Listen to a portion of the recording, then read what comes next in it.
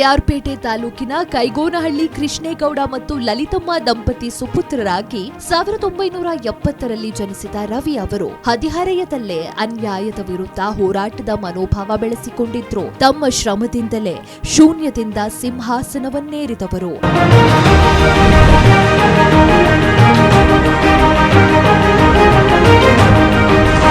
ನನ್ನ ಹೆಸರು ರವಿ ಅಂತ. ನನ್ನ ತಾಲೂಕಲ್ಲಿ ನನ್ನ ಡಾಲು ರವಿ ಅಂತಲೇ ಎಲ್ಲ ಕರೆಯೋದು. ನಾಯಕನಹಳ್ಳಿ ನಮ್ಮ ತಾಯಿ ಊರು. ನಾಯಕನಹಳ್ಳಿ ಗ್ರಾಮದಲ್ಲಿ ನಾನು ಜನಿಸಿದ್ದು. ನನ್ನ ಸ್ವಂತ ಗ್ರಾಮ ಕೈಗೋನಹಳ್ಳಿ ಅಂತೇಳಿ.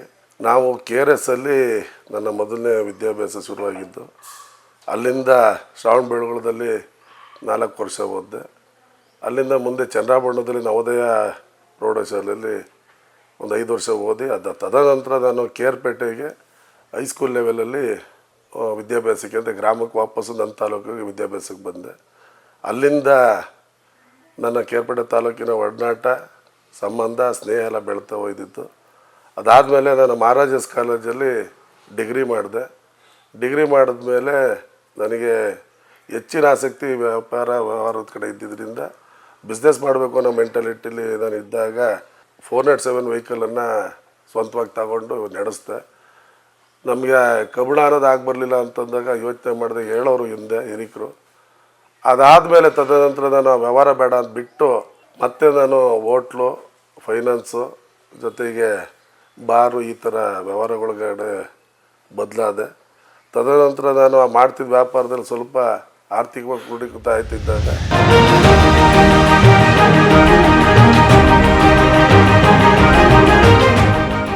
ವ್ಯಾಸಂಗ ಮುಗಿಸಿ ಹುಟ್ಟೂರಿನಲ್ಲೇ ಹೋಟೆಲ್ ಉದ್ಯಮ ಪ್ರಾರಂಭಿಸಿ 10 ಜನರಿಗೆ ಉದ್ಯೋಗ ನೀಡಿ ಆಸರೆಯಾದರು. ಜೊತೆಗೆ ಮಾಜಿ ಶಾಸಕ KB ಚಂದ್ರಶೇಖರ್ ನಾಯಕತ್ವದಲ್ಲಿ ರಾಜಕೀಯ ಪ್ರವೇಶಿಸಿದ್ರು. ಬಳಿಕ ಸಹಕಾರಿ ಕ್ಷೇತ್ರ ಮನ್ಮೂಲ್ ಚುನಾವಣೆಯಲ್ಲಿ ಹ್ಯಾಟ್ರಿಕ್ ಗೆಲುವು ಸಾಧಿಸಿ ನಿರ್ದೇಶಕರಾಗಿ ಜನಪರ ಕಾರ್ಯದಲ್ಲಿ ತೊಡಗಿದ್ದಾರೆ. ಹೈನುಗಾರಿಕೆ ಕ್ಷೇತ್ರದಲ್ಲಿ ಅಪಾರ ಕೆಲಸ ಮಾಡಿ ತಾಲೂಕಿನ ಜನಪ್ರಿಯತೆ ಗಳಿಸಿದ್ದಾರೆ. ನನಗೆ ಸ್ವಲ್ಪ ಜನಗಳಿಗೆ ಏನಾದ್ರು ಸ್ವಲ್ಪ ಮಾಡಬೇಕು ಅನ್ನೋದು ಉಟ್ಕೊಂಡಿದ್ದು. ಅಂಥದ್ವಾಗಿ ಅವಾಗೆಲ್ಲ 1000-2000 ಕೊಟ್ಟರೆ ದೊಡ್ಡ ದುಡ್ಡಿನ ಕಾಲ. ಆ ಟೈಮಲ್ಲಿ ಕೊಡ್ತಾ ಬರ್ತಿದ್ದಾಗ ಸ್ವಲ್ಪ ಪರಿಚಿತರಾಗಿ ಬಂದು. ತದನಂತರ ನನ್ನ ರಾಜಕೀಯ ಕಡೆಗೆ ಸ್ವಲ್ಪ ಒಲವಾದಾಗ ರಾಜಕೀಯಕ್ಕೆ ನಮ್ಮ KB ಚಂದ್ರಶೇಖರ್ ಅಂತೇಳಿ ಚಿರಪರಿಚಿತರು. ಚಂದ್ರಣ್ಣ ಅವ್ರ ಹಿಂದೆ ನಾವು ರಾಜಕೀಯ ಹೆಜ್ಜೆ ಇಟ್ಟು. ಅದಾದಮೇಲೆ ನನಗೆ ನನ್ನ ಮನ್ಮೂಲ್ನ ಚುನಾವಣೆ ಸಂದರ್ಭ ಬಂತು. 2014ರಲ್ಲಿ ಮನ್ಮೂಲ್ ಚುನಾವಣೆ ಟೈಮಲ್ಲಿ ಗೆದ್ದು ಫಸ್ಟ್ ಟೈಮ್ ಈ ತಾಲೂಕಲ್ಲಿ ನಾನು ಆಯ್ಕೆಯಾಗಿ ಬಂದೆ. ತದನಂತರ ನಾನು 4-5 ವರ್ಷ ತುಂಬ ಹತ್ತಿರದಿಂದ ಕೆಲಸ ಮಾಡ್ತಾ ಬಂದಾಗ ಆವಾಗಲೂ ನನ್ನ ಈ ತಾಲೂಕಿನ ಜನ ನಾನು ಮಾಡಿದ್ದಂಥ ಸೇವೆ ಮತ್ತು ನಾನು ಮಾಡ್ತಾಯಿರೋ ಕೆಲಸದ ಮೇಲೆ ನಂಬಿಕೆ ಇಟ್ಟು ಗೆಲ್ಲಿಸಿದ್ರು. ಅದಾದಮೇಲೆ ಮತ್ತೆ ನಾನು ಅದೇ ರೀತಿ ಮುಂದುವರೆದು ಬಂದಾಗ 2025ರಲ್ಲಿ ಮತ್ತೆ ಚುನಾವಣೆ ಬಂತು. ಆ ಚುನಾವಣೆ ಟೈಮಲ್ಲೂ 2025 ಫೆಬ್ರವರಿ 2ರಲ್ಲೂ ನನಗೆ ಎದುರಾದದ್ದು 19ರಲ್ಲಿ ನಿರ್ದೇಶಕರಾಗಿದ್ದಂಥ ಈಗಿನ ಶಾಸಕರು ಮಂಜಣ್ಣವರು. ಅಂಥ ಸನ್ನಿವೇಶದಲ್ಲೂ ಹಾಲಿ ನಿರ್ದೇಶಕರ ಜೊತೆಗೆ ಮಂಜಣ್ಣವರು ಶಾಸಕರಾಗಿರೋರ ಮೇಲಾದ್ರೂ ಈ ತಾಲೂಕಿನ ಜನ ನನ್ನ ಕೆಲಸ ಮತ್ತು ನನ್ನ ಇಟ್ಟಿರೋಂಥ ನಂಬಿಕೆನ ಉಳಿಸ್ಕೊಟ್ರು. ಆ ನಂಬಿಕೆ ತಕ್ಕನಾಗಿ ನಾನು ಕೆಲಸ ಮಾಡಿದ್ದೆ ಅಂತೇಳಿ ನನಗೆ ಅತಿ ಹೆಚ್ಚು ಮತ ಹಾಕಿ ನನ್ನ ಜೊತೆ ಹರೀಶಣ್ಣನ ಕಂಬೈಂಡ್ ಹೋದಂಥವ್ರು ಇಬ್ಬರೂ ಗೆಲ್ಲಿಸ್ಕೊಟ್ರು. ಈ ತಾಲೂಕಿನಲ್ಲಿ ಡೈರಿಗಳ ವಿಚಾರದಲ್ಲಿ ಹೆಚ್ಚಿನ ಡೈರಿಗಳು ಮಾಡಿ ಈ ತಾಲೂಕಿನ ಅನುದಾನಗಳು ಯಾವ ರೀತಿ ತರ್ಬೋದು, ಎಷ್ಟು BMC ಮಾಡಿದ್ರು ಸಹ ಈ ತಾಲೂಕು ಇಂಪ್ರೂವ್ಮೆಂಟ್ ಆಯ್ತದೆ ಅಂತೇಳಿ ಹೊರಟಂಥ ಕಾಲದಲ್ಲಿ ಈ ತಾಲೂಕಿನ ಹೈನುಗಾರಿಕೆ ಇವತ್ತು ರಾಜ್ಯದಲ್ಲಿ ನಾವು ಬಂದಾಗಿದ್ದಂಥ ಬರೀ 60,000 ಚಿಲ್ಲರೆ ಒಂದು ಟೈಮು ಬರ್ತಿತ್ತು. ಇವತ್ತು 1.5 ಲಕ್ಷ ದಾಟಿದ್ದು ಒಂದು ಟೈಮ್ಗೆ. ಅಂದರೆ 3 ಲಕ್ಷ ಹಾಲು ಇವತ್ತು ಒಂದು ದಿನಕ್ಕೆ ಶೇಖರಣೆ ಆಗೋ ಮಟ್ಟಿಗೆ ಬೆಳೀತದೆ. ಅಂದರೆ ಉತ್ಪಾದಕರಿಗೆ ಮನವೊಲಿಸಿ ಈ ಥರ ಹೈನುಗಾರಿಕೆ ಮಾಡೋರು ಒಳ್ಳೆಯದಾಯ್ತದೆ ಅಂತೇಳಿ ಪ್ರತಿಯೊಂದು ಹಂತದಲ್ಲೂ ನಾನು ಅವ್ರಿಗೆಲ್ಲ ತಿಳಿ ಹೇಳಿ ಪ್ರತಿ ಜನರಲ್ ಬಾಡಿಲಿ ನಾನು ವರ್ಷದಲ್ಲಿ ಕಮ್ಮಿ ಅಂದರೂ 180ರಿಂದ 220 ಜನರಲ್ ಬಾಡಿ ಅಟೆಂಡ್ ಮಾಡ್ತೀನಿ. ಯಾಕೆಂದರೆ ಹಳ್ಳಿಗಳಲ್ಲಿ ಜನರಲ್ ಬಾಡಿಲಿ ಮಾಹಿತಿ ಸಿಕ್ಕರೆ ಮಾತ್ರ ಜನಗಳಿಗೆ ಅದರ ಮಾಹಿತಿಯಿಂದನೇ ಅವ್ರು ಕೆಲಸ ಮಾಡೋಕ್ಕಾಗೋದು. ಎಲ್ಲ ಥರದ ಮಾಹಿತಿ, ಒಂದು ಆ್ಯಕ್ಟ್ ಚೇಂಜ್ ಆಗೋದಿರ್ಬೋದು, ಬೈಲಾದಿರ್ಬೋದು, ಹಸುಗಳಿಗೆ ಹಾಕೋ ಆಹಾರ ಪದ್ಧತಿ ಇರ್ಬೋದು, ಹಸು ನಿರ್ವಹಣೆ ಮಾಡೋದಿರ್ಬೋದು, ಅದು ಬರೋ ಅಂಥ ಒಕ್ಕೂಟದ ಅನುದಾನಗಳ ಬಗ್ಗೆ ಇರ್ಬೋದು, ಎಲ್ಲ ರೀತಿ ವಿಚಾರನೂ ನಾನು ಸಂಪೂರ್ಣವಾಗಿ ಜನರ ಮನಸ್ಸಿಗೆ ತಟ್ಟೋ ರೀತಿ ಹಳ್ಳಿಗೆ ಹೋಗಿ ತಿಳಿ ಹೇಳಿ ಈ ಸಂಘನ ಬೆಳೆಸೋ ರೀತಿ ಎಲ್ಲ ತಿಳಿಸಿದ್ರಿಂದ ಸಂಘಟನೆಗಳು ಸಂಘಗಳು ಅಚ್ಚುಕಟ್ಟಾಗಿ ನಡೀತಾ ಇದೆ. ಯಾಕೆ ಅಂದರೆ ಯಾವುದೇ ಒಂದು ಕೋಆಪರೇಟಿವ್ ಸೊಸೈಟಿಗಳಲ್ಲಿ ತಿಳುವಳಿಕೆ ಇಲ್ಲದೇ ಸೀದಾ ಹೋದ ತಕ್ಷಣ ಕೆಲಸ ಮಾಡೋಕ್ಕಾಗಲ್ಲ. ಹಂಗಾಗಿ ನಾವು ತಿಳಿದಿರೋರು ತಿಳಿಸ್ಬೇಕು ಅನ್ನೋ ಉದ್ದೇಶ ಇಟ್ಕೊಂಡು ಕೆಲಸ ಮಾಡ್ತಾಯಿದ್ದೀನಿ. ಅದರಲ್ಲೂ ಯಶಸ್ಸು ಕಂಡಿದ್ದೀನಿ. ಆ ಯಶಸ್ಸು ಮುಂದೇನೂ ತಾಲೂಕಿನ ಜನ ನಾನು ಯಾವತ್ತೂ ಕೈ ಬಿಟ್ಟಿಲ್ಲ, ಮುಂದೇನೂ ಬಿಡಲ್ಲ ಅಂತೇಳಿ ಹೆಚ್ಚಿನ ಇನ್ನೂ ಮುಂದಿನ ದಾರಿ ದೂರ ಇದೆ ಅಂತೇಳಿ ನಡೆದುಕೊಂಡು ಹೋಗೋ ದಾರಿ ಥರ ಈ ದಾರಿನೂ ದೂರ ಇರೋದ್ರಿಂದ ಅಂಥದ್ದು ಕೆಲಸ ಮಾಡಿಕೊಂಡು ಬೆಳ್ಕೊಬರ್ತಾಯಿದ್ದೆ. MP ಹರೀಶ್ ಅಂತೇಳಿ ಮಂಡ್ಯ ಜಿಲ್ಲಾ ಹಾಲು ಒಕ್ಕೂಟದ ಮಾಜಿ ಅಧ್ಯಕ್ಷರು, ಹಾಲಿನ ನಿರ್ದೇಶಕರು. K ರವಿ ಅವರು 3 ಬಾರಿ ಮನ್ಮೂಲ ನಿರ್ದೇಶಕರಾಗಿ ಹ್ಯಾಟ್ರಿಕ್ ಗೆಲುವು ಸಾಧಿಸ್ತಕ್ಕಂಥವ್ರು. ಜೊತೆಗೆ ಸಮಾಜ ಸೇವೆಯಲ್ಲಿ ಹಲವಾರು ಕಾರ್ಯಕ್ರಮಗಳಲ್ಲಿ ಇಡೀ ತಾಲೂಕಿನಾದ್ಯಂತ ಯಾವ ಜಾತಿ ಧರ್ಮ ನೋಡದೆ ಎಲ್ಲ ಕಾರ್ಯಕ್ರಮಗಳು ಸಹಿತ ಅವರು ಭಾಗವಹಿಸಿ ಎಲ್ಲ ಯುವಕರ ಕಣ್ಮಣಿಯಾಗಿ ಹೊತ್ತು ತುಂಬ ದೊಡ್ಡ ಮಟ್ಟದ ಸಂಘಟನೆ ಮಾಡ್ಕೊಂಡು ಹೋರಾಟ ಮಾಡ್ತಾಯಿದ್ದಾರೆ. ಅವರಿಗೆ ಶುಭ ಆಗಲಿ, ಮುಂದಿನ ರಾಜಕಾರಣದವ್ರಿಗೆ ಒಳ್ಳೆಯದಾಗಲಿ. ಜೊತೆಗೆ ಇವತ್ತು ಏನು ವಿಜಯ ನ್ಯಾಷನಲ್ ಅವಾರ್ಡ್ ಸಿಕ್ಕಿದೆ, ಅವ್ರಿಗೆ ಕಂಗ್ರ್ಯಾಚುಲೇಷನ್ ಹೇಳ್ತಾ ಇಚ್ಛೆ ಮಾಡ್ತೀನಿ. ಜೊತೆಗೆ ಇನ್ನೂ ಹೆಚ್ಚಿನ ಮಟ್ಟದಲ್ಲಿ ರಾಜಕಾರಣವಾಗಿ ಬೆಳೀಲಿ, ಶುಭ ಆಗಲಿ ಅಂತೇಳಿ ಹಾರೈಸ್ತೀನಿ.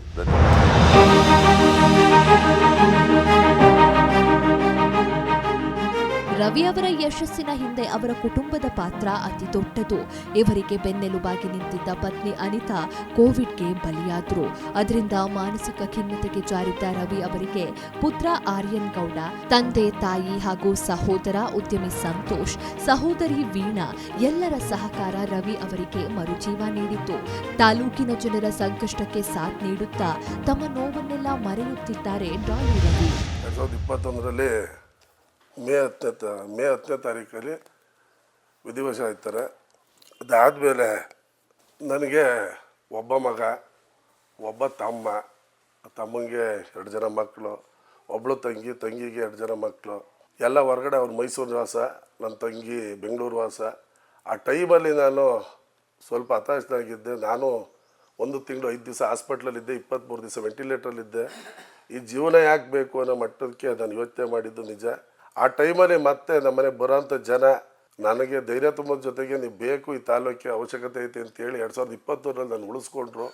ಈ ಮನೆಗೆ ಬರೋ ಜನ ನನ್ನನ್ನು ತುಂಬ ಧೈರ್ಯ ತುಂಬಿ ಕೆಲಸ ಮಾಡೋ ವಿಚಾರದಲ್ಲಿ ನನ್ನನ್ನು ಪ್ರೇರೇಪಿಸಿ ಇವತ್ತು ಏನು ನಾನು ಮಾಡ್ಕೊಂಡು ಹೋಗ್ತಾ ಇದ್ದೀನಿ. ಇವತ್ತು ನನ್ನ ಮನೇಲಿ ಯಾರೇ ಕಿಡ್ನಿ ತೊಂದರೆ ಆದಂಥವ್ರು ಬರ್ಬೋದು, ಕ್ಯಾನ್ಸರ್ ಆಗಿರೋರು, ಮನೆ ಬಿದ್ದೋದವರು, ಮರದಿಂದ ಬಿದ್ದವರು, ಆಕ್ಸಿಡೆಂಟ್ ಆದವರು, ಕೈಲಾದಂಥ ತೀರಾ ಬಡಿಸ್ತಂದವರು ತುಂಬ ಜನ ಬರ್ತಾರೆ.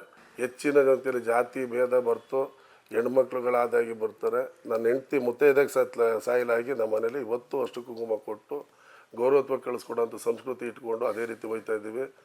ಈ ತಾಲೂಕಲ್ಲಿ ನಾನು ಮುಂದೆ ಏನಾಗ್ತೀನಿ ಅನ್ನೋದಲ್ಲ, ಇವತ್ತು ಏನು ಮಾಡಿದ್ದೀನಿ ಅನ್ನೋದ್ರ ಬಗ್ಗೆ ನಾನು ಯೋಚನೆ ಮಾಡಿ ಇವತ್ತು ನಾನು ಈ ತಾಲೂಕಲ್ಲಿ ಇನ್ನೂ ಮಾಡೋದೈತೆ ಅಂತೇಳಿ ಬೆಳಿಗ್ಗೆ ಎದ್ದರೆ ಇಲ್ಲಿ ಎಷ್ಟಾಯ್ತದೆ ಸೇವೆ ಮಾಡಿ, ಉಳಿದ ಸಮಯದಲ್ಲಿ ನಾನು ಬಿಸ್ನೆಸ್ ಕಡೆಗೆ ಹೋಗಿ ನೋಡಿಕೊಂಡು ಈ ತಾಲೂಕಿನಲ್ಲಿ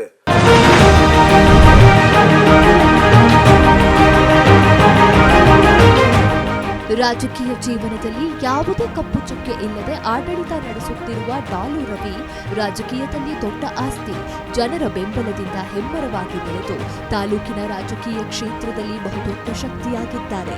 ಉದ್ಯಮ ಕ್ಷೇತ್ರದಲ್ಲಿ ತಮ್ಮದೇ ಆದ ಛಾಪು ಮೂಡಿಸಿ ರಾಜಕಾರಣ ಹಾಗೂ ಸಮಾಜ ಸೇವೆಯಲ್ಲಿಯೇ ಸಂತೃಪ್ತಿ ಕಾಣುತ್ತಿರುವ ಹ್ಯಾಟ್ರಿಕ್ ಮನ್ಮೂಲ್ ನಿರ್ದೇಶಕ, ಉದ್ಯಮಿ, ಕೊಡುಗೈದಾನಿ, ಯುವಕರ ಆಶಾಕಿರಣ ಡಾಲು ರವಿ ಅವರ ಸಾಮಾಜಿಕ ಸೇವಾ ಕಾರ್ಯಗಳು ನಿತ್ಯ ನಿರಂತರ. ಸಮಾಜ ಸೇವೆ ಎಂಬುದು ಇವರಿಗೆ ರಕ್ತಗತವಾಗಿ ಬಂದಿದೆ. ಸಮಾಜ ಸೇವೆ ಯಾರಿಗೂ ಖುಷಿ ಕೊಡುತ್ತೆ. ಕೊಡೋ ಮನಸ್ಥಿತಿ ಇದ್ರೂ ಕೊಡೋಕೆ ಮನಸ್ಸು ಬರಲ್ಲ, ಕೊಡಬೇಕು ಅನ್ನಿಸ್ತದೆ. ಆದರೆ ತೆಗೆದು ಕೊಡಬೇಕಾದ್ರೆ ಇಷ್ಟು ಕೊಟ್ಬಿಟ್ರೆ ನಾಳೆ ನನ್ನ ಚಿಂತೆ ಏನೋ ಅಂತ ಇರ್ತದೆ. ಬಟ್ ಅದು ನಾನು ಭಗವಂತ ಕೊಟ್ಟಿಲ್ಲ. ಯಾಕೆ ಅಂತಾರೆ, ನಾನು ದುಡಿಮೆ ಎಷ್ಟೈತೆ ಏನೋ ನಾನು ಯಾವತ್ತೂ ಯೋಚನೆ ಮಾಡಿ ಕೊಟ್ಟಿಲ್ಲ. ಕೆಲವು ಟೈಮ್ ಇಲ್ಲದೇ ಇದ್ದಾನೋ ನಾನು ಯಾರಿಂದಾರು ತರಿಸ್ಕೊಂಡು ಕೊಟ್ಟಿರೋಂಥದ್ದು ಐತೆ. ಬಟ್ ಈ ಕ್ಷೇತ್ರ ಹೇಗೆ ಅಂತಂದರೆ, ಯಾರೋ ಒಬ್ರಿಗೆ ನಾವು ಹುಷಾರಿಲ್ಲ ಅಂತ ಕೊಟ್ಟಾಗ ಅವ್ರು ಇನ್ನೊಬ್ರಿಗೆ ಹೇಳಿರ್ತಾರೆ. ಅವ್ರ ಮನೆಗೆ ಹೋದರೆ ಪಾಪ ಏನೋ ಸಹಾಯ ಆಯ್ತದೆ ಅಂತ ಬರೋ ಅಂಥ ಜಾಗ ಅದು. ಯಾರೋ ಒಬ್ಬರು ಕಿಡ್ನಿ ಫೇಲ್ ಆದವ್ರಂತೂ ತುಂಬ ಜನ ಬರ್ತಾಯಿದ್ದಾರೆ. ಈಗ ಆಕ್ಸಿಡೆಂಟ್ ಆದವ್ರು ಬರ್ತಾವ್ರೆ, ಆಗ ಕ್ಯಾನ್ಸರ್ ಬಂದವ್ರಿಗೆ ರೆಗ್ಯುಲರಾಗಿ ಫಿಕ್ಸ್ ಮಾಡಿದ್ದೀವಿ. ಎಲ್ಲರೂ ಆದಷ್ಟು ನಮಗೆ ಗೊತ್ತಾದ ತಕ್ಷಣ ನಾವೇ ಹೋಗ್ತೀವಿ ಆ ಜಾಗಗಳಿಗೆ. ಮರದಿಂದ ಬಿದ್ದಿರ್ತಾರೆ, ಆ ಜಾಗಕ್ಕೆ ನಾವೇ ಹೋಗಿರ್ತೀವಿ. ಕೆಲವರು ಗೊತ್ತಾದವ್ರು ಅವರೇ ಹುಡಿಕೊಂಡು ಬರ್ತಾರೆ. ಇತ್ತೀಚೆಗೆ ಪಾಪ ಎಷ್ಟೋ ಮನೆಗಳಲ್ಲಿ ನಾನು ಇತ್ತೀಚೆಗೆ ನೋಡ್ತಾ ಇದ್ದೀನಿ, ತಿಥಿ ಮಾಡೋಕ್ಕೂ ದುಡ್ಡಿಲ್ಲ ತುಂಬ ಜನದಲ್ಲಿ. ಇತ್ತೀಚೆಗೆ ಹರಿಹರಪುರದಲ್ಲಿ ಸುಮಾರು ಊರಲ್ಲಿ ಸುಮಾರು ಮನೆಗಳಿಗೆ ಕೊಟ್ಟಿದ್ದೀವಿ. ಅಲ್ಲಿ ಮಾಂಬಳ್ಳಿಲಿ ತುಂಬ ಕಡೆ ಬರ್ತಾರೆ. ವೈಯಕ್ತಿಕವಾಗಿ ಅವರ ಕಷ್ಟ ಹೇಳ್ಕೊಂಡಾಗ ಕಣ್ಣಿಂದ ಕೇಳ್ತೀನಿ, 10 ಗುಂಟೆ 20 ಗುಂಟೆ ಜಮೀನು ಇರ್ತದೆ, ಅದರಲ್ಲೇ ಜೀವನ ನಡೀತಾ ಇರ್ತದೆ. ಯಾಕೆಂದ್ರೆ ನಾನು ಹೈನುಗಾರಿಕೆ ಕ್ಷೇತ್ರ ಹೆಂಗೆ ಅಂದರೆ ಇಡೀ ತಾಲೂಕಿನಾದ್ಯಂತ ಆವರಿಸಿರೋದ್ರಿಂದ ಎಲ್ಲ ಊರಿಗೂ ನಾನು ಹೋಗೋದ್ರಿಂದ ಅಲ್ಲಿ ಸಮಸ್ಯೆಗಳು ಕೇಳಿದಾಗ ಅಲ್ಲಿ ಯಾರೋ ಹೇಳ್ತಾರೆ. ಹಾಗಾಗಿ ಅಲ್ಲಿ ಹೋಗಿ ಸ್ಪಂದಿಸ್ತೀವಿ. ತಾಲೂಕಲ್ಲಿ ಇತ್ತೀಚಿನ ದಿನದಲ್ಲಿ ದೇವಸ್ಥಾನಗಳು ಜಾಸ್ತಿ, ಕೊರೋನಾ ಬಂದಮೇಲಂತೂ ತುಂಬ ದೇವಸ್ಥಾನ ಕಟ್ತಾರೆ. ಇಲ್ಲೇ ಅಲ್ಲ, ಇಡೀ ರಾಜ್ಯದಲ್ಲೇ ಕಟ್ತಾ ಇದ್ದಾರೆ. ಎಲ್ಲ ದೇವ್ರ ಪೂಜೆ ಮಾಡಿದ್ರೆ ನಮ್ಗೆ ಒಳ್ಳೇದಾಯ್ತದೆ ಅಂತೇಳಿ ಆ ನಿಟ್ಟಿನಲ್ಲೂ ಅವರೆಲ್ಲ ದೇವಸ್ಥಾನದ ಕೈಲಾದ ಸಹಾಯ ಕೇಳಿದಾಗ ನಾವು ಯಾವತ್ತೂ ಇಲ್ಲ ಅಂದಿಲ್ಲ. ಬಟ್ ಕೊಡ್ತಾ ಎಲ್ರಿಗೂ ಹೇಳಿದಾಗ ಒಬ್ಬರಿಂದ ಹೋಗಿ ಬರೋರ ಸಂಖ್ಯೆನೂ ಜಾಸ್ತಿ ಆಯ್ತೈತೆ, ಕೊಡೋ ಸಂಖ್ಯೆನೂ ಹೆಚ್ಚುತ್ತಾನೆ ಇರ್ತದೆ. ಬಟ್ ಇದರಿಂದ ತೃಪ್ತಿ ಅಂತೂ ಐತೆ. ಕ್ಯಾರ್ಪೇಟೆ PLD ಬ್ಯಾಂಕ್ನ ಅಧ್ಯಕ್ಷರಾದಂಥ ನಾನು ಪುಟ್ಟಸ್ವಾಮಿಗೌಡ ಕಬ್ಬಲಗಿರಿಪುರ, ನಮ್ಮ ಮಂಡ್ಯ ಜಿಲ್ಲಾ ಹಾಲು ಉತ್ಪಾದಕರ ಸಹಕಾರ ಸಂಘದ ಮಂಡ್ಯ ಜಿಲ್ಲಾ ನಿರ್ದೇಶಕರಾದಂಥ ಡಾಲು ರವಿಯಣ್ಣವರು ಬಗ್ಗೆ ಒಂದೆರಡು ಮಾತುಗಳನ್ನ ಆಡೋಕ್ಕೆ ನಾನು ಇಚ್ಛೆಪಡ್ತೇನೆ. ತಾಲೂಕಿನಲ್ಲಿ ಅವ್ರದ್ದೇ ಆದಂಥ ಕೊಡುಗೆಗಳು, ಎಲ್ಲ ವರ್ಗದ ಜನಗಳನ್ನ ಅವರು ಒಂದೇ ಸಮಾನತೆಯಿಂದ ಬಡವರು ಶ್ರೀಮಂತರು ಜಾತಿ ವರ್ಗಗಳನ್ನ ಬಿಟ್ಟು ಕೆಲಸ ಮಾಡ್ತಾಯಿದ್ದಾರೆ. ಇನ್ನು ಮುಂದೆ ಒಳ್ಳೆ ರಾಜಕೀಯ ಯೋಗಗಳನ್ನ ಕೊಡಲಿ. ನಮ್ಮ ಡಾಲು ರವಿಯಣ್ಣವ್ರಿಗೆ ವಿಜಯವಾಣಿಯ ವಿಜಯರತ್ನ ಪ್ರಶಸ್ತಿ ಸಿಕ್ಕಿರೋದಕ್ಕೆ ನಮ್ಮ ಜನತೆಗೆ ಹಾಗೂ ನಮ್ಮ ತಾಲೂಕಿನ ಜನತೆಗೆ ಸಿಕ್ಕಿರುವಂಥ ಸಂತೋಷ ಅಂಥೇಳಿ ನಾವಾದರೂ ಭಾವಿಸ್ತಾ ಇಡೀ ನಮ್ಮ ತಾಲೂಕಿನ ಸರ್ವ ಜನಾಂಗದ ಪರವಾಗಿ, ಯುವಕರ ಪರವಾಗಿ ಅವ್ರಿಗೆ ಹೃತ್ಪೂರ್ವಕವಾದ ಅಭಿನಂದನೆಗಳನ್ನ ಸಲ್ಲಿಸ್ತಾ ಇದ್ದೇನೆ. ವಿಜಯವಾಣಿಯಿಂದ ಪ್ರಶಸ್ತಿ ಬಂದಿರೋದು ಭಾಳ ಸಂತೋಷವಾಗಿದೆ. ಪ್ರಶಸ್ತಿ ಅದೊಂದರಲ್ಲಿ ಅಲ್ಲ, ಇನ್ನೂ ಅನೇಕ ಪ್ರಶಸ್ತಿ ಕೊಟ್ಟರು ಅವ್ರಿಗೆ ಸಾಲದು. ಆ ರೀತಿ ಸಾರ್ವಜನಿಕ ಕೆಲಸಕ್ಕೆ ನಿರಂತರವಾಗಿ 24/7 ಆ ರೀತಿ ಮಾಡ್ತಾವ್ರೆ, ಜನಸೇವೆ ಮಾಡ್ತಾವ್ರೆ. ಯಾರು ಕಷ್ಟ ಕಾಲದಲ್ಲಿ ಬಂದರೂ ಅವ್ರಿಗೆ ಸಹಾಯ, ಸತ್ತಂಥದಕ್ಕೂ ಸಹಾಯ, ನಾಟಕ, ಗಣೇಶ ಪೂಜೆ ಎಲ್ಲ ಪ್ರತಿಯೊಂದಕ್ಕೂ ಸಹಾಯ ಮಾಡ್ತಾವ್ರೆ. ಇಲ್ಲಿ ನಮ್ಮ ತಾಲೂಕಲ್ಲಿ ಏನಾದ್ರು ಕೊಡುಗೆ ಕೊಡ್ತಾವ್ರೆ ಅಂದರೆ ಪ್ರಥಮ ಅವರೇ ಅಂತ ಹೇಳೋಕ್ಕೆ ನಾನು ಹೆಮ್ಮೆಯಿಂದವ ಪ್ರೀತಿಯಿಂದವ ಹೇಳ್ತಾ ಇದ್ದೀನಿ. ನಮಸ್ತೆ, ನನ್ನ ಹೆಸರು ದಿಲೀಪ್. ನಾನು ಮಾಜಿ ತಾಲೂಕು ಯೂತ್ ಅಧ್ಯಕ್ಷ BJPಲಿ. ನಾನು ರಾಜಕೀಯ ಭವಿಷ್ಯದಲ್ಲಿ ರಾಜಕೀಯ ಯಾವ ರೀತಿ ಮಾಡಬೇಕು ಅಂತ ಕಲ್ತಿರೋದ್ರಿಂದ ಅವರಿಂದ ಕಲ್ತಿರೋದು. ನಮಗೆ ಏನೇ ಸಹಾಯ ಬೇಕಾದರೂ, ಯಾವುದೇ ಕಷ್ಟ ಕಾರ್ಯದಲ್ಲಿ ಎಷ್ಟೇ ರಾತ್ರಿ ಫೋನ್ ಮಾಡಿದ್ರು ನನಗೆ ಅಂತಲ್ಲ, ಇಡೀ ತಾಲೂಕಿನ ಎಲ್ಲ ಜನತೆಗೂ ಸ್ಪಂದಿಸ್ತಾರೆ, ಎಲ್ಲ ಕಷ್ಟಕ್ಕೂ ಸ್ಪಂದಿಸ್ತಾರೆ. ಅದೇ ರೀತಿ ಅವರಿಗೆ ಇಡೀ ತಾಲೂಕಿನ ಜನತೆ ಕೊಡುಗೈ ದಾನಿ ಅಂತಲೇ ಕರೀತಾರೆ. ನಮ್ಮ ಯುವಕ ಮಿತ್ರರಂತೂ ಅವರ ಎದ್ದು ಬಿದ್ದು ಅವ್ರಿಗೋಸ್ಕರನೇ ಇದು ಮಾಡ್ತಾರೆ. ಎಲ್ಲ ಪ್ರತಿಯೊಂದು ಕೆಲಸ ಕಾರ್ಯಕ್ಕಿರ್ಬೋದು, ಯಾವುದಕ್ಕಿರ್ಬೋದು, ಅವ್ರ ಜೀವನವನ್ನೇ ಈ ರಾಜಕೀಯ ಭವಿಷ್ಯಕ್ಕೋಸ್ಕರ ಎಲ್ಲ ಇದು ಮಾಡಿದ್ದಾರೆ. ಅವ್ರಿಗೆ ನಮ್ಮ ವಿಜಯವಾಣಿ ಇದರಿಂದ ರತ್ನ ಪ್ರಶಸ್ತಿ ಸಿಕ್ಕಿರೋದು ನಮ್ಮ ಇಡೀ ಕೇರ್ಪೇಟೆ ತಾಲೂಕಿಗೆ ಸಂತೋಷವಾಗಿದೆ. ಅದೇ ರೀತಿ ಮುಂದಿನ ಎಲ್ಲ ಚುನಾವಣೆಯಲ್ಲಿ ಅವ್ರು ಗೆದ್ದು ಒಳ್ಳೆಯ ಮೇಲೆ ಸ್ಥಾನ ತಗೊಳ್ಳಿ ಅಂತ ಉದ್ದೇಶದಿಂದ ನಾವು ಅವ್ರಿಗೆ ಹಾರೈಸ್ತಾ ಇದ್ದೀವಿ. ನನ್ನ ಹೆಸರು ಅಜೀರಾ ಬಾನು ಅಂತ. ನಾನು ಕೇರ್ಪೇಟೆ ಟೌನಲ್ಲಿ ವಾಸವಾಗಿದ್ದು, ನಾನು ಇಲ್ಲಿ ಡಾಲ್ ರವಿ ಅಣ್ಣ ಅವ್ರ ಮನೆ ಹತ್ರ ಬಂದಿದ್ದೀನಿ. ಯಾಕಂದರೆ ಉದ್ಯೋಗಕ್ಕಾಗಿ ಕೇಳ್ಕೊಂಡು ಬಂದಿದ್ದೀನಿ. ಯಾರಿಗೂ ಇಲ್ಲಿವರೆಗೂ ಉದ್ಯೋಗ ಇಲ್ಲ ಅಂತ ಹೇಳಿಲ್ಲ, ಎಲ್ಲರಿಗೂ ಎಲ್ಲ ಥರದಂತಹ ಸಹಾಯ ಮಾಡಿದ್ದಾರೆ. ಇಲ್ಲಿ ಜಾತಿ ಭೇದ ಧರ್ಮ ಏನು ಅವರು ಇದು ಮಾಡ್ದೇ ಎಲ್ಲರಿಗೂ ಸಹಾಯವನ್ನು ಮಾಡ್ತಾರೆ. ವಿಜಯವಾಣಿಯಿಂದ ವಿಜಯರತ್ನ ಪ್ರಶಸ್ತಿ ನೀಡಲಾಗಿದೆ. ನನ್ನ ಕಡೆಯಿಂದ ರವಿಯಣ್ಣ ಅವರಿಗೆ ಅಭಿನಂದನೆಯನ್ನು ಸಲ್ಲಿಸ್ತೇನೆ.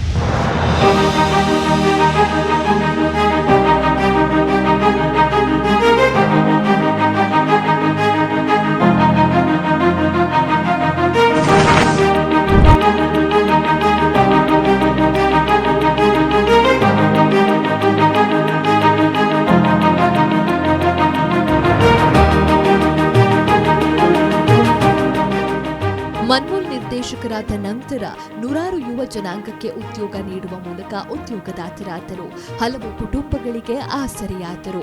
ಅಲ್ಲಿಂದ ಇಲ್ಲಿವರೆಗೆ ಮುಂದುವರೆದುಕೊಂಡು ಬಂದಿದೆ ಇವರ ಸಾಮಾಜಿಕ ಸೇವೆಯ ಯಶೋಗಾಥೆ. ಇವರಿಂದ ಸಹಾಯ ಸಹಕಾರ ಪಡೆದು ನೂರಾರು ಜನರು ಅಭಿವೃದ್ಧಿ ಪಥದಲ್ಲಿ ಸಾಗುತ್ತಿದ್ದಾರೆ.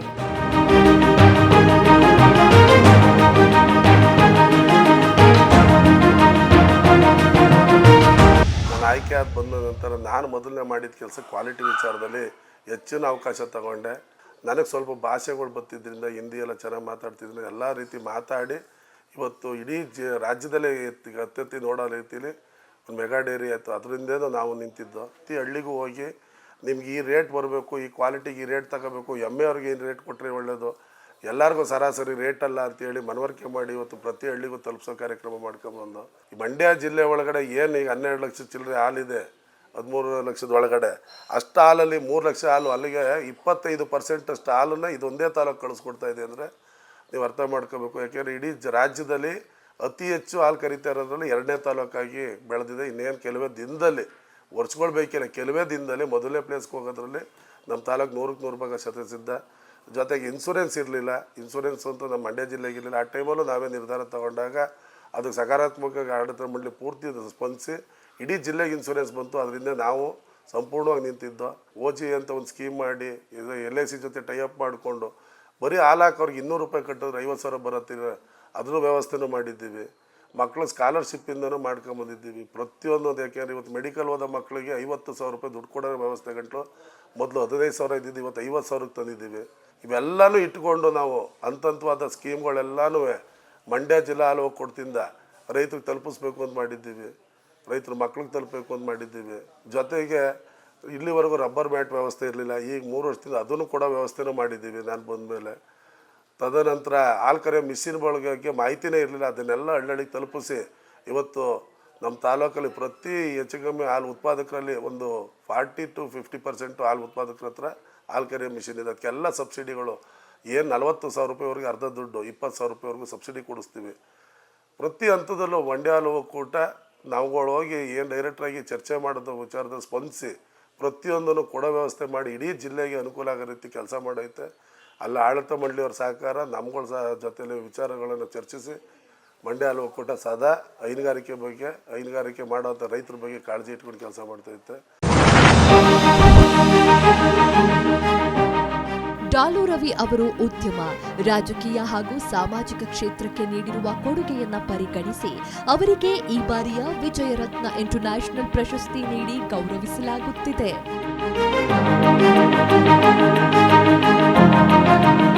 ವಿಜಯವಾಣಿ ಪತ್ರಿಕೆಯವರು ವಿಜಯರತ್ನ ಅವಾರ್ಡ್ ಬಂದಿದೆ ಅಂತೇಳಿ ತಿಳಿಸಿದಾಗ ನಾನೇನು ಸರ್ ಸಣ್ಣ ಪುಟ್ಟ ಸಮಾಜ ಸೇವೆ ಮಾಡ್ಕೊಂಡಿದ್ದೀನಿ, ನಮ್ಗೆ ಯಾಕೆ ಅಂತ ನಾನು ಹೇಳ್ಬಿಟ್ಟೆ. ಇಲ್ಲ ನಿಮ್ಮ ಬಗ್ಗೆ ನಾವು ಪೂರ್ತಿ ತಿಳಿದು ತಾಲೂಕಿನಲ್ಲಿ ನಾವು ಓಡಾಡಿ ಜಿಲ್ಲೆಯಲ್ಲೆಲ್ಲ ಕೇಳ್ಪಟ್ಟು ನಾವು ನಿಮ್ಮನ್ನು ಆಯ್ಕೆ ಮಾಡಿದ್ದೀವಿ, ನೀವು ಖಂಡಿತವಾಗಿ ಅರ್ಹರಿದ್ದೀರಿ. ಅವರೆಲ್ಲ ಕೂತು ಮಾತಾಡಿದಾಗ ನನಗೆ ಖುಷಿ ಆಯಿತು. ನನ್ನನ್ನು ಇಷ್ಟು ಅಬ್ಸರ್ವ್ ಮಾಡೋರಲ್ಲ ದಿನ ಬೆಳಗಾದರೆ ಅಂತೇಳಿ. ಏಕೆಂದರೆ ಪ್ರತಿದಿನ ಒಬ್ಬರ ಬಗ್ಗೆ ತಿಳಿಬೇಕಾದ್ರೆ ಅಬ್ಸರ್ವ್ ಮಾಡಬೇಕಾದ್ರೆ ಸಂಪೂರ್ಣ ಮಾಹಿತಿ ಇಲ್ಲದೇ ಯಾವುದನ್ನು ಕೊಡೋಕ್ಕೆ ಬರೋಲ್ಲ. ಏಕೆಂದರೆ ನಾನು ಅದಕ್ಕೆ ಅನರ್ಹ ಅನ್ನೋ ಬಗ್ಗೆ ತಾನು ಚರ್ಚೆ ಮಾಡಬೇಕು. ಬಟ್ ಅವರು ನನ್ನ ಬಗ್ಗೆ ಪ್ರತಿದಿನ, ಯಾಕೆಂದರೆ ನನ್ನನ್ನು ನಾನು ನೋಡಿರ್ತೀನಿ, ನಾನು ಮಾಡಿರೋ ಕೆಲಸಗಳನ್ನ ಹಿಂದ್ಗಡೆ ಇರೋ ಜನ ನೋಡಿರ್ತಾರೆ, ಅವರು ಎಲ್ಲ ತಿಳಿದು ಮಾಡಿ ಬಂದಿರೋಂಥ ಪ್ರಶಸ್ತಿ ಅಂದಾಗ ಖುಷಿ ಆಯಿತು. ಆ ಪ್ರಶಸ್ತಿಗೆ ತಕ್ಕನಾದಂಥ ನೀವೇನು ಇವತ್ತು ವಿಜಯರತ್ನ ಪ್ರಶಸ್ತಿ ಕೊಡ್ತಾ ಇದ್ದೀರಿ, ಆ ಪ್ರಶಸ್ತಿಗೆ ತಕ್ಕನಾದಂಥ ಹೆಸರನ್ನು ಮತ್ತೆ ಇನ್ನಷ್ಟು ನೀವು ಮುಂದೆ ಇಂಥವ್ರಿಗೆ ಕೊಟ್ಟು ಖುಷಿ ಆಯಿತು ಅಂತ ಇನ್ನೂ 4-6 ವರ್ಷದಲ್ಲಿ ನೀವು ಕಡೆ ಹೇಳೋ ಥರ ನಾನು ಕೆಲಸ ಮಾಡಿ ಇನ್ನೊಂದಿಷ್ಟು ಸಮಾಜ ಸೇವೆ ಮಾಡಿ ನಿಮ್ಮ ಜೊತೇಲಿ ಇರ್ತೀನಿ. ವಿಜಯರತ್ನ ಪ್ರಶಸ್ತಿನ ನಾನು ಗುರುತಿಸಿದ್ದಕ್ಕೆ ತಮಗೆ ಧನ್ಯವಾದ ತಿಳಿಸ್ತೀನಿ.